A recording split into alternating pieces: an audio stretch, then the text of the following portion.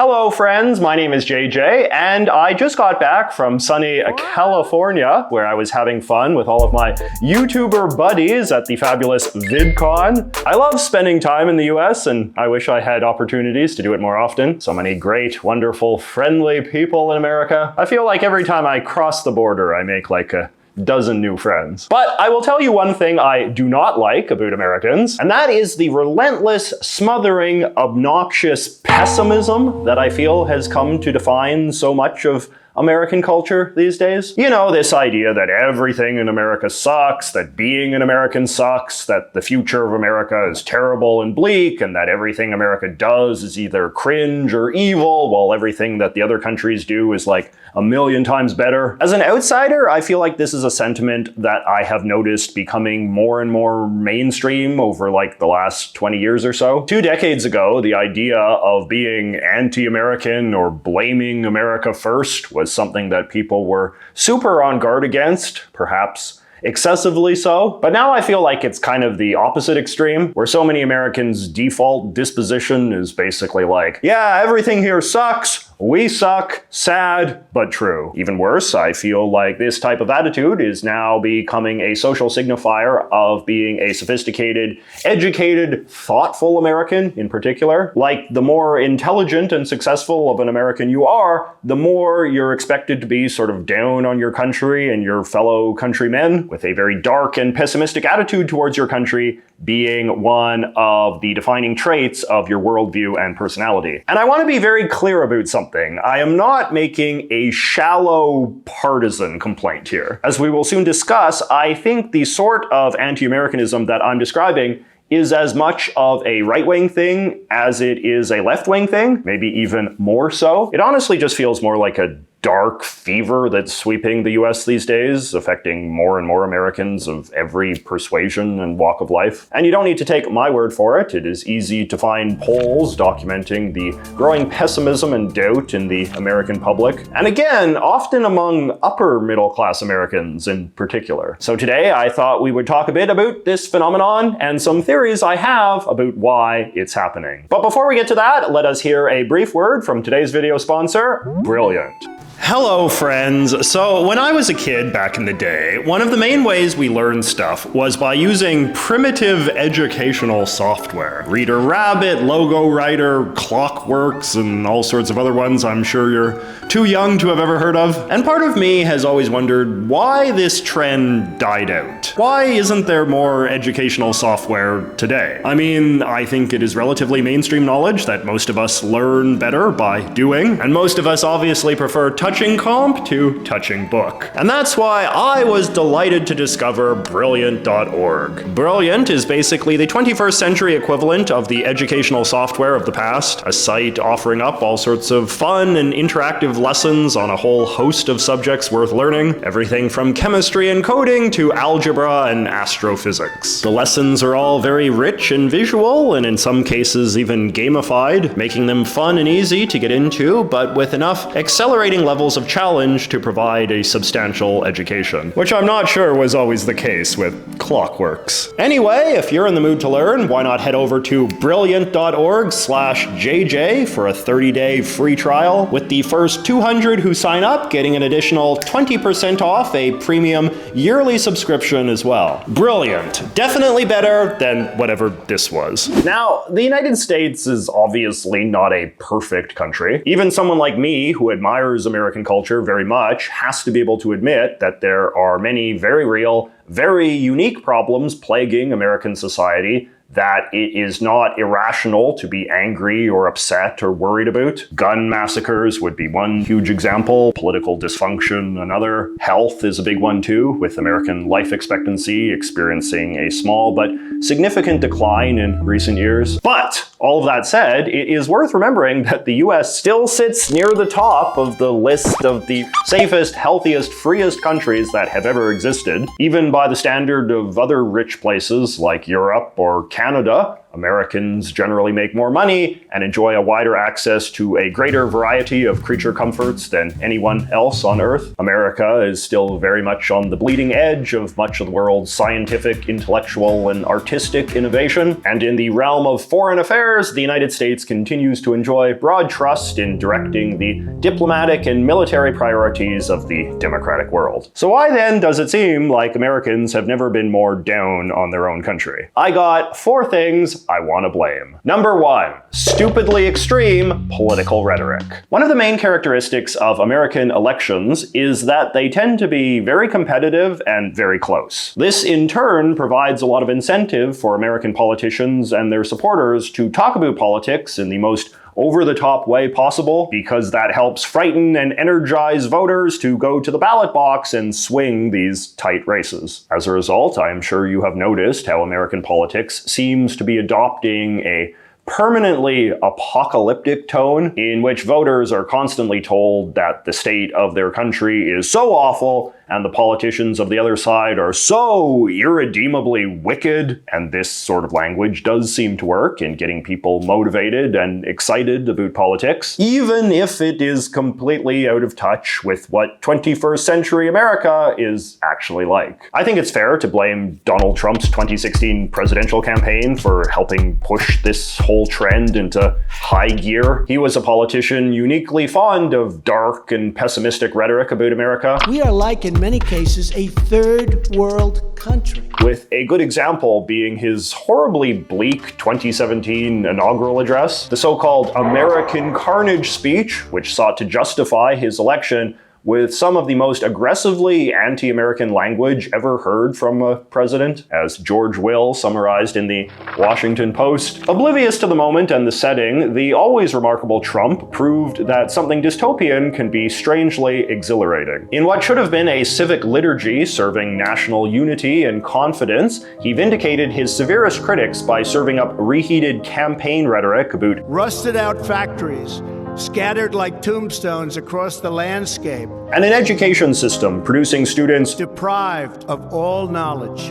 Yes, all. American Carnage-style rhetoric has become very popular with the American right post-Trump, and it often feels like every mainstream conservative in America just wants to spend all of their time whining about what a scum pit America has become, how it's all just illegal immigrants and drag queens and woke corporations and Marxist groomer teachers and all the rest. I guess a non-stop diet of this sort of stuff is supposed to persuade you to want to vote Republican, but it also just seems to be bumming a lot of people out. Like, what's even the point? This country has become a third world hellhole, as Ann Coulter subtitled one of her recent bestsellers. Over on the political left, however, things are hardly better. The freakout at Trump's unexpected election, along with the rise of Bernie Sanders, who was only slightly less of a demagogue than Trump, I think did quite a lot to consolidate an equally apocalyptic tone on the progressive side that is only getting more common. One of my favorite examples of this is The Atlantic, a center-left magazine that once sought to thoughtfully document the complexities of American life,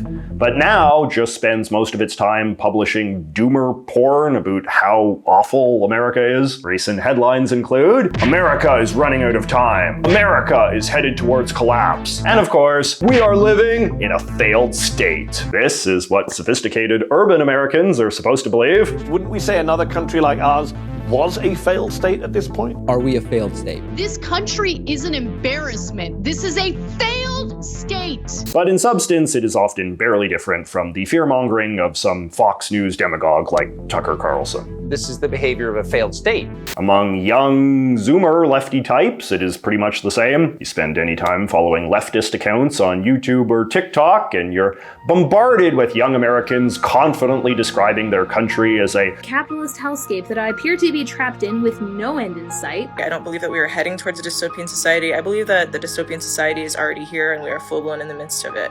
So we're living in a fascist regime. Usually from the comfort of their middle-class bedrooms. I will give President Biden credit for mostly standing against the grain of this wing of the left in a way that Trump clearly has not done with the right. I am more optimistic, my word of this now. I am more optimistic about the possibilities for America than I ever have been.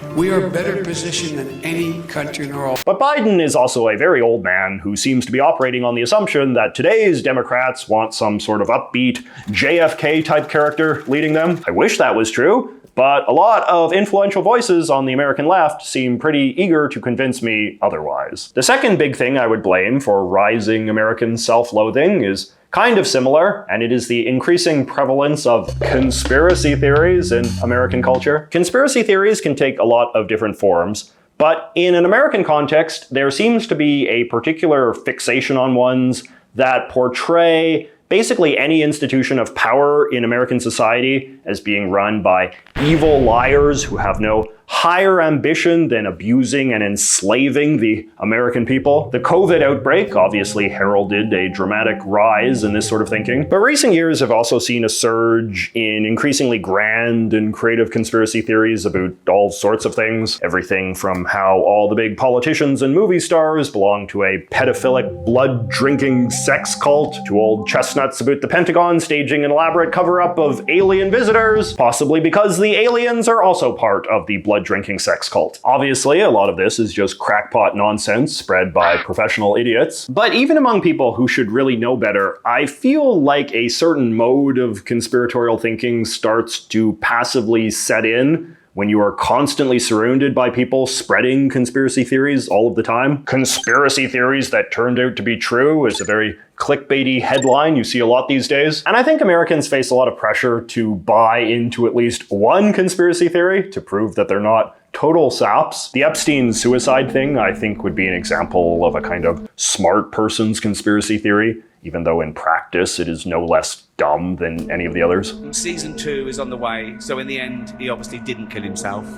Just like Jeffrey Epstein. Shut up! I know he's your friend, but I don't care. A lot of the anti-corporate rhetoric that Americans like to thoughtlessly toss around can be a form of soft conspiracism as well. You know, this idea that the corporations are the shadowy puppet masters who have made a sham of American democracy. So we've just given our politics to the corporations, and now the corporations run our politics. And you're telling me we live in a democracy? No, we don't, man. It's over. Even if you don't elaborate on this thesis in any way, just saying this is an easy way to get credit as an American who gets it. But I think it is easy to lose track of the deeply anti-American consequences of all of this. Steady consumption of conspiracy theories encourages the belief that basically all the major pillars of American civilization, you know, the government, the military, business, banks, schools, and so on, are actively sinister and working day and night to harm the people of the United States, if not the entire world. And really, who wants to be proud of a country where that's how things work? The third big contributor to anti-American malaise is people like me, which is to say, foreigners. The world is obviously a much smaller place than it used to be, with more international conversation than ever before. But when it comes to conversation about the US, much of the talk is depressingly one-sided. There's an old saying about US-Canada relations that I think can be extended to a lot of foreigners in general, which is that while Americans are benevolently oblivious about us, we are malevolently well-informed about them. I would even go further and say that a lot of foreigners are even benevolently ignorant about their own countries too. The only thing they are malevolently well-informed about is the US. In other words, I feel like a lot of American conversations with foreigners these days tend to take the form of the foreigner being very up-to-date with all of the bad things going on in America, while only sharing the comparatively better things about where he's from. And the American just nods politely and goes, gee whiz, because Americans are a very friendly, credulous people who often do not like second-guessing foreigners. Again, this is something that I think you can see happening on both the left and the right. On the one side, you have, say, Brits and Australians bragging about their healthcare and gun control. And then on the other side, you have like Poles and Hungarians going on about how super Christian and unwoke they are. This can even rise to fairly grotesque extremes. I've seen Americans sharing propaganda from the Russians or the Chinese and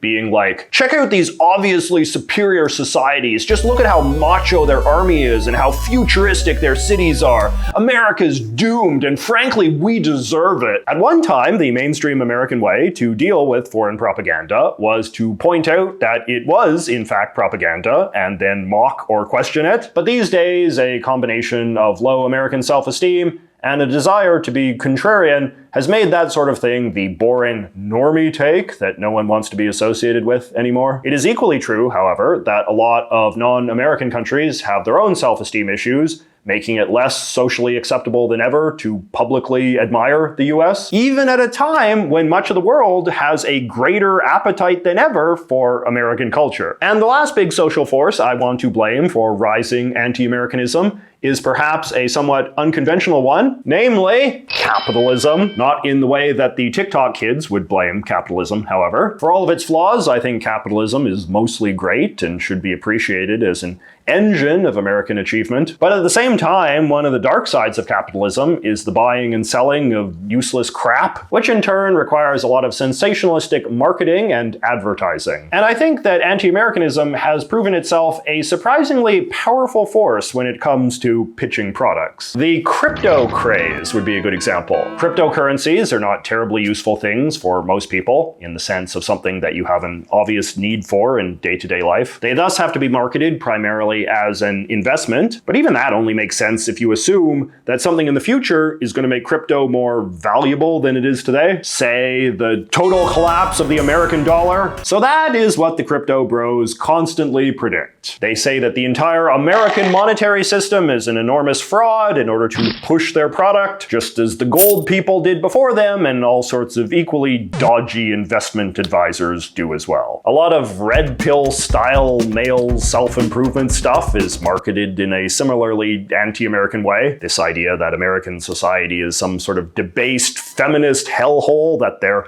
online courses will help you overcome. Because America is a failed society. Wow. Okay.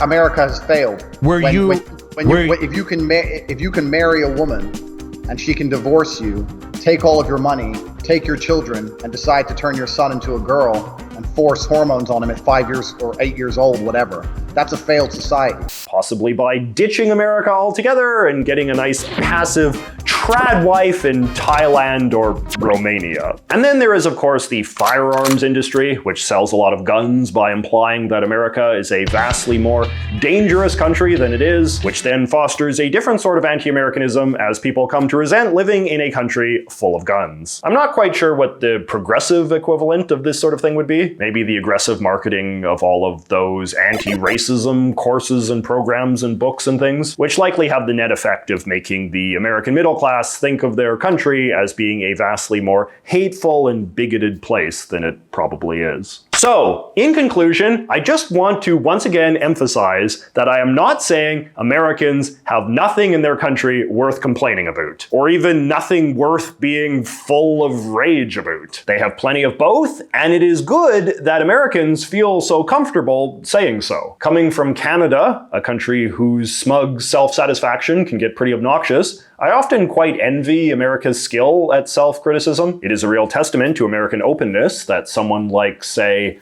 Noam Chomsky, who has basically been complaining about America full-time for the last 60 years, can be so famous and celebrated, which is certainly not something a lot of other countries can say about their dissidents. But I do think that self-criticism, like all things, has to be consumed in moderation. And I really do feel like over the last decade or so, the pendulum has swung too far to one side, with anti-Americanism becoming too fashionable among too many without any countervailing rise in patriotic cultural trends to balance it out. If I may speak to my American audience sincerely for a moment, I just want to say that it is one of the greatest blessings of my life that I was born in Canada, a place that is such a great country to live, in large part because of its deeply symbiotic relationship with the United States. I think it is very important for citizens of US allies like myself to be very grateful for the many things we enjoy as a direct result of our country having such close ties to the US, including military protection, access to US markets, and the many fruits of American innovation. But it is also worth remembering that these good times will not continue unless Americans continue to have faith in themselves and inhabit a culture that encourages them to define themselves more by their successes than failures. Because remember, failure is not special. Everybody fails at everything, all of the time, countries as much as people. The only interesting question is whether your failures are eclipsed by your triumphs. And triumphs are always impressive because they're rare. Looking in from the outside, I think that America's triumph to failure ratio is pretty good. Americans don't have to agree with me on that, but at the very least, I think it is a question that deserves more thought